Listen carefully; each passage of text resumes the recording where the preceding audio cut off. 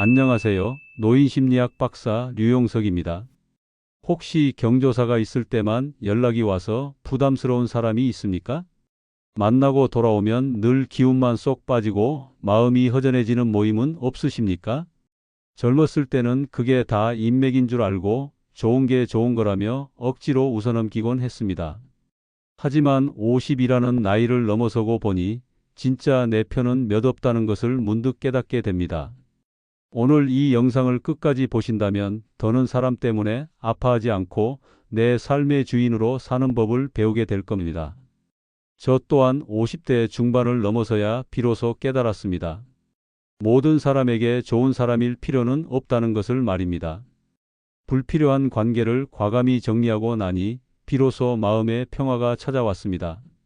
오늘 영상에서는 50대 이후 우리를 병들게 하는 관계를 어떻게 알아보고 어떻게 건강하게 정리할 수 있는지 그 구체적인 방법을 알려드릴 겁니다. 특히 영상 마지막에는 관계를 정리할 때 절대 하지 말아야 할 실수 한 가지를 짚어드릴 테니 꼭 끝까지 함께해 주십시오.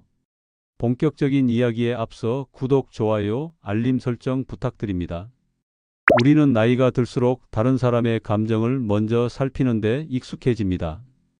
특히 마음이 여리고 정이 많은 사람일수록 상대가 혹시라도 내 말 한마디에 상처받을까봐 혹은 서운해할까봐 내가 먼저 손해를 보고 참는 길을 택합니다.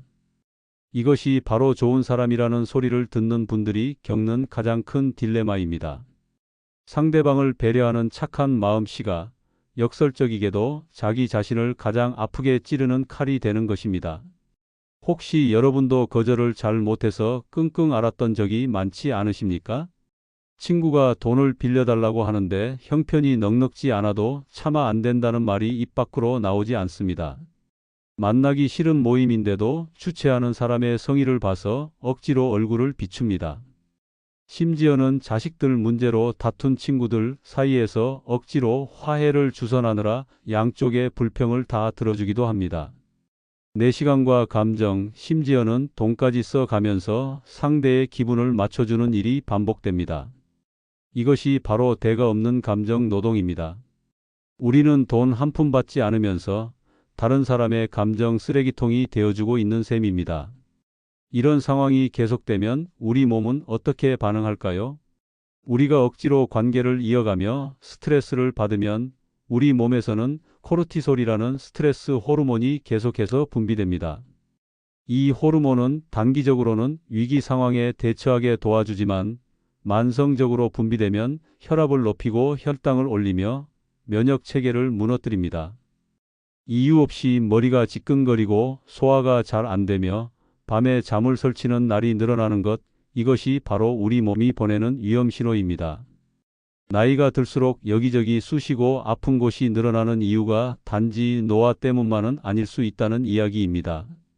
불필요한 인간관계에서 오는 만성 스트레스가 우리 몸을 조용히 병들게 하고 있었던 것입니다. 제게 상담을 오셨던 60대 여성분의 이야기가 생각납니다. 그분은 평생을 주변에 퍼주며 살아오셨습니다.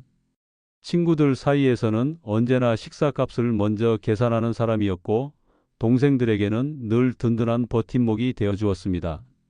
하지만 정작 본인이 힘들 때 기댈 곳은 아무 데도 없었습니다. 자식들에게 털어놓자니 짐이 될까 두려웠고 친구들에게 말하자니 약한 모습을 보이기 싫었습니다. 그러다 남편이 갑작스럽게 세상을 떠나고 홀로 남게 되었을 때 그 많던 사람 중 누구 하나 먼저 찾아와 주지 않았다고 합니다. 결국 그분은 극심한 외로움과 배신감에 화병으로 쓰러지고 나서야 깨달았다고 합니다. 내가 배려했던 그 많은 사람들이 정작 나의 고통에는 아무런 관심이 없었다는 사실을 말입니다. 상대방에게 상처를 줄까봐 늘 내가 한 발짝 물러서고 양보했던 관계가 결국 나에게 가장 깊은 상처를 남긴 것입니다. 이제는 정말 버겁지 않으십니까? 그렇다면 어떤 관계부터 정리해야 할까요? 가장 먼저 돌아봐야 할 것은 바로 관계의 균형입니다. 한번 가만히 생각해 보십시오. 여러분의 전화번호부에 저장된 수많은 사람들 중에서 내가 먼저 연락하지 않으면 영영 연락이 끊길 것 같은 사람이 얼마나 됩니까? 명절이나 연말에 의무적으로 보내는 안부 문자 말고 진심으로 내 소식이 궁금해서 먼저 전화를 걸어오는 사람이 몇 명이나 되는지 헤아려 보십시오. 인간관계는 시소와 같습니다. 때로는 한쪽으로 살짝 기울 수 있지만 한 사람은 늘 땅에 발이 닿은 채 힘겹게 상대를 밀어올리고 다른 한 사람은 늘 공중에 편안히 떠 있기만 한다면 그것은 더 이상 즐거운 놀이가 아닙니다. 한 사람은 계속해서 안부를 묻고 만남을 제안하고 관계를 이어가기 위해 애를 쓰는데 다른 한 사람은 그저 마지못해 응답만 한다면 그 관계는 이미 생명력을 잃은 것입니다. 그것은 더 이상 관계가 아니라 한 사람의 일방적인 노력과 희생일 뿐입니다. 우리는 종종 오래된 인연이라는 이유만으로 혹은 과거에 좋았던 추억 때문에 이런 불균형한 관계를 놓지 못하고 미련을 둡니다. 연락이 끊긴 지는 한참인데 괜히 전화번호부를 넘기다가 그 사람 이름 앞에서 멈칫하게 되는 마음 저도 잘 압니다. 하지만 냉정하게 현실을 바라봐야 합니다. 사회 심리학에는 상호성의 원칙이라는 것이 있습니다. 내가 무언가를 받으면 나도 무언가를 돌려주고 싶어 하는 것이 인간의 자연스러운 심리라는 뜻입니다. 건강한 관계는 이처럼 서로 주고받는 과정 속에서 싹트고 자라납니다. 내가 안부를 물으면 상대도 나의 안부를 궁금해하고 내가 도움을 주었을 때 상대도 언젠가 나를 돕고 싶어 하는 마음이 드는 것이 정상입니다. 만약 이런 상호작용이 전혀 없다면 그 관계는 처음부터 잘못 설정된 것일 수 있습니다. 만약 확신이 서지 않는다면 조용한 실험을 한번 해 보십시오. 한 달만이라도 먼저 연락하는 것을 멈춰보는 겁니다. 그 침묵의 시간이 어쩌면 여러분이 그토록 듣고 싶어 했던 대답이 될지도 모릅니다. 사실 내가 애타게 붙들고 있는 그 사람도 내 연락이 없으면 아무렇지 않을 가능성이 큽니다. 어쩌면 내가 그 관계에 부여했던 소중한 의미만큼 상대는 큰 의미를 두지 않았을지도 모릅니다. 슬프지만 이것이 현실입니다. 그러니 더 이상 희망 고문을 하지 마십시오. 지금도 먼저 연락 오지 않는 그 사람을 굳이 붙들고 있을 이유는 없습니다. 그 사람을 정리한다고 해서 여러분의 인생이 무너지지 않습니다. 오히려 그 사람에게 쏟던 시간과 에너지를 나 자신과 나를 진정으로 아껴주는 소중한 사람들에게 쓸 수 있는 기회가 열리는 것입니다. 마지막으로 우리가 점검해야 할 것은 바로 의무감으로 유지되는 관계들입니다. 우리는 수많은 모임과 단체에 소속되어 살아갑니다. 동창회, 향후회, 등산 동호회, 심지어는 아파트 분여회까지. 처음에는 좋은 마음으로 시작했을지 몰라도 시간이 지나면서 만남 자체가 짐처럼 느껴지는 순간이 찾아옵니다. 모임 날짜가 다가오면 괜히 마음이 불편하고 오늘은 또 무슨 말을 해야 하나, 어떤 표정을 지어야 하나 걱정이 앞섭니다. 안 가면 나만 쏙 빠지는 것 같아 왠지 찜찜하고 혹시 뒤에서 내 흉이라도 볼까봐 걱정되기도 합니다. 혹시 나만 모르는 중요한 정보라도 오고 가는 건 아닐까 하는 불안감에 억지로 참석하기도 합니다. 하지만 한번 돌이켜 보십시오. 그 모임에 다녀와서 진심으로 마음이 채워지고 행복했던 적이 얼마나 있었습니까? 대부분은 자식들 자랑, 부동산 투자 이야기처럼 나와는 상관없는 피상적인 대화와 남의 자랑 혹은 뒷이야기로 시간을 채우다가 허무하게 돌아오지는 않으셨습니까? 의무감으로 유지되는 관계는 우리의 영혼을 서서히 병들게 합니다. 그것은 관계가 아니라 감정의 족쇄일 뿐입니다. 영국의 인류학자 로빈 덤바의 연구에 따르면 한 사람이 진정으로 안정적인 관계를 맺을 수 있는 사람의 숫자는 최대 150명 정도라고 합니다. 우리의 뇌가 그 이상의 사람들과 의미 있는 관계를 유지할 능력이 없기 때문입니다. 그리고 그 중에서 정말로 마음을 터놓고 지낼 수 있는 절친한 친구는 5명 안팎에 불과하다고 합니다. 우리가 아무리 애를 써도 모든 사람과 친하게 지낼 수는 없다는 과학적인 증거입니다. 그런데도 우리는 수십, 수백 명이 모인 단체 대화방에서 끊임없이 울리는 알림에 스트레스를 받으며 살아가고 있습니다. 이제는 선택과 집중이 필요합니다. 내가 모든 모임에 나가지 않아도 세상은 잘만 돌아갑니다. 내가 없다고 해서 그들이 나를 이상하게 생각하지도 않습니다. 그들은 금세 새로운 화제거리를 찾아 대화를 이어갈 것입니다. 그러니 용기를 내십시오. 다음 모임에는 몸이 아프다고 혹은 선약이 있다고 솔직하게 이야기하고 한번 빠져보십시오. 그리고 그 시간에 나를 위해 따뜻한 차 한 잔을 마시거나 좋아하는 책을 읽거나 혹은 아무것도 하지 않고 조용히 휴식을 취해 보십시오. 의무적인 만남에서 느꼈던 피로감과는 비교할 수 없는 평온함과 자유를 느끼게 될 것입니다. 진짜 중요한 사람 몇 명이면 충분합니다. 나를 지치게 하는 수십 개의 의무적인 관계보다 내 마음을 알아주는 단 한 명의 친구가 훨씬 더 소중한 법입니다. 이렇게 불필요한 관계들을 하나씩 덜어내는 것을 두고 어떤 분들은 너무 매정하고 이기적인 것이 아니냐고 걱정하기도 합니다. 평생을 정을 나누고 살았는데 어떻게 하루아침에 연락을 끊고 외면할 수 있느냐는 것입니다. 하지만 우리가 하려는 것은 무작정 사람을 외면하고 담을 쌓는 것이 아닙니다. 이것은 외면이 아니라 정돈입니다. 어지럽게 널려있는 물건들을 제자리에 정리정돈하듯 복잡하게 얽힌 인간관계에도 반드시 정리가 필요한 것입니다. 한번 생각해 보십시오. 우리 집도 정기적으로 대청소를 하지 않으면 온갖 잡동사니로 가득 차서 발 디딜 틈조차 없어집니다. 우리 마음도 마찬가지입니다. 불필요한 걱정과 의미 없는 약속들로 가득 차 있으면 정작 나를 위한 생각, 내 행복을 위한 계획을 세울 공간이 남아있지 않게 됩니다. 처음에는 소중했던 물건도 먼지가 쌓이고 녹이 슬면 결국 쓰레기가 되고 맙니다. 인간관계도 마찬가지입니다. 끊임없이 돌보고 가꾸지 않으면 좋았던 인연도 어느새 내 마음을 갉아먹는 애물단지가 되어버립니다. 따라서 관계를 정리하는 것은 나쁜 일이 아닙니다. 오히려 내 삶의 우선순위를 바로 세우고 그 중심을 타인이 아닌 바로 나 자신에게로 되돌리는 아주 건강하고 용기 있는 과정입니다. 정리의 핵심은 모든 관계를 끊어내는 것이 아니라 나에게 소중한 관계와 그렇지 않은 관계를 구분하는 데 있습니다. 그리고 한정된 나의 시간과 에너지 그리고 감정을 정말로 소중한 사람들에게 집중하는 것입니다. 마치 우리가 옷장을 정리할 때 자주 입고 아끼는 옷은 잘 보이는 곳에 걸어두고 몇 년 동안 한 번도 입지 않은 낡은 옷은 과감히 버리는 것과 같은 이치입니다. 모든 옷을 다 껴안고 있을 수는 없습니다. 그렇게 하면 정작 중요한 옷을 제때 찾아 입지 못하게 됩니다. 내 삶의 중심을 나에게로 되돌린다는 것은 다른 사람의 기대를 만족시키기 위해 살던 삶에서 벗어나 나의 기분과 건강, 나의 시간을 최우선으로 생각하는 삶으로 전환하는 것을 의미합니다. 제가 아는 한 분은 60대 초반에 과감하게 인간관계 다이어트를 시작했습니다. 그분은 예전에 휴대전화가 쉴 새 없이 울리는 것을 인기의 척도라고 생각하셨다고 합니다. 하지만 그 수많은 연락 속에서 정작 마음 터놓을 곳 하나 없다는 깊은 공허함에 시달렸습니다.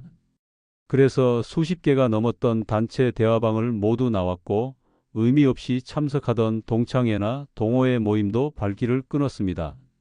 처음에는 주변에서 서운하다는 소리도 들려오고 혹시 나만 뒤처지는 것은 아닐까 불안하기도 했다고 합니다. 하지만 그분은 그 시간에 오롯이 자신에게 집중했습니다. 아침 일찍 일어나 동네를 산책하고 미뤄뒀던 책을 읽고 평소 배우고 싶었던 서예를 시작했습니다. 그렇게 몇 달이 지나자 놀라운 변화가 찾아왔습니다. 늘 사람에 치여 피곤했던 마음이 차분하게 가라앉았고 다른 사람의 시선에서 자유로워지니 비로소 자신이 진짜 원하는 것이 무엇인지 보이기 시작했다고 합니다. 서예를 배우며 붓끝에 집중하는 동안 그분은 오랫동안 잊고 지냈던 내면의 평화를 경험했습니다. 다른 사람에게 보이기 위한 삶이 아니라 오롯이 나를 위한 시간을 보내는 기쁨이 얼마나 큰지를 깨닫게 된 것입니다. 그분은 이렇게 말했습니다. 사람을 줄이니 마음이 살았습니다. 전에는 다른 사람 비위 맞추느라 내 마음이 죽어가는 줄도 몰랐는데 이제야 비로소 숨을 쉬는 것 같습니다. 이분처럼 우리도 관계를 정돈함으로써 잃어버렸던 내 삶의 주도권을 되찾아올 수 있습니다. 관계를 정리하라고 말씀드리면 많은 분들이 가장 먼저 걱정하는 것이 바로 외로움입니다. 나이 들어서 곁에 사람이 없으면 얼마나 외롭고 처량하겠냐고 반문하십니다. 물론 혼자가 되면 때로는 외로운 순간이 찾아올 수 있습니다. 하지만 우리는 냉정하게 비교해 보아야 합니다. 혼자라서 느끼는 외로움과 불편한 관계 속에서 느끼는 고통 중에서 무엇이 더 우리를 힘들게 하는지를 말입니다. 혼자는 외롭지만 불편한 관계는 고통입니다. 외로움이 텅 빈 방과 같다면 우리는 그 방을 내가 좋아하는 그림으로 채우고 편안한 의자를 들여놓으며 나만의 아늑한 공간으로 만들 수 있습니다. 외로움은 내가 주도적으로 다스릴 수 있는 감정입니다. 하지만 불편한 관계 속의 고통은 원치 않는 손님들로 가득 찬 시끄러운 방에 갇혀 옴짝달싹 못하는 것과 같습니다. 문을 열고 그들을 내보낼 용기가 필요한 이유입니다.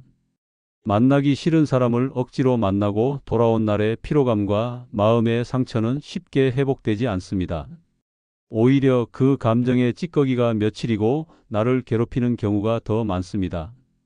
심리학에서는 혼자 있는 시간을 통해 자신을 성찰하고 재충전하는 능력을 고독력이라고 부릅니다. 이 고독력은 단순히 외로움을 견디는 힘이 아닙니다. 오히려 혼자 있는 시간을 적극적으로 즐기고 그 시간을 통해 자기 자신과 깊이 대화하며 성장하는 능력입니다. 젊었을 때는 밖으로 뻗어나가며 새로운 관계를 맺는 것이 중요했다면 나이가 들수록 안으로 파고들며 자기 자신과 깊은 관계를 맺는 것이 더 중요해집니다. 젊은 시절에는 미처 돌아보지 못했던 나의 지난 삶을 반추해보고 남은 인생을 어떻게 더 의미 있게 채워나갈지 계획하는 소중한 시간이 바로 이 고독의 시간에서 나옵니다.